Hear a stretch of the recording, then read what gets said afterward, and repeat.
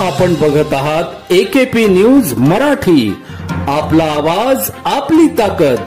Subscribe करा, share करा, like करा। AKP news Marathi. नाशिक मुंबई महामार्गावरील वाडीवारे जवळ एका कंपनीला लागलेल्या आगीत एक जण गंभीर जखमी झाला असून आगीचे स्वरूप बघता मोठी जीवितहानी टळली आहे। मात्र आगीचे कारण समजू शकले नाही। अधिक माहिती अशी की वाडीवारे जवळील नाशिक मुंबई महामार्गावर असलेल्या नायरा पेट्रोल पंपाच्या पाठीमागील बाजूस असलेल्या जयदुर्गा नावाच्या टायर पासून ऑइल बनविणाऱ्या कंपनीला काल दुपारी अचानक आग लागली। या आगीत कंपनीचे लाखो रुपयाचे नुकसान झाले असून येथे काम करत असलेला राजकुमार सिंग वय 22 हा जखमी झाला आहे।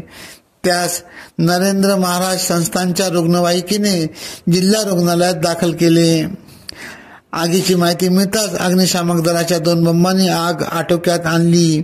घटनास्थळी वाडीवारी पोलीस स्टेशनचे पोलीस निरीक्षक हेमंत कुमार भांबरे, पोलीस नाईक परवीन काकड, तलाठी धोरपकड, महावितरणचे अभियंता आगरकर यांनी घटनास्थळी धाव घेतली। या आगीत कंपनीचे लाखो रुपयांचे नुकसान झाले असून पुढील तपास वाडीवारे पोलीस स्टेशनचे पोलीस निरीक्षक भांबरे यांच्या मार्गदर्शनाखाली वाडीवारे पोलीस करीत आहेत। एकेपी न्यूज साठी विशेष प्रतिनिधी भगीरथ आतकरी, इगतपुरी, नाशिक।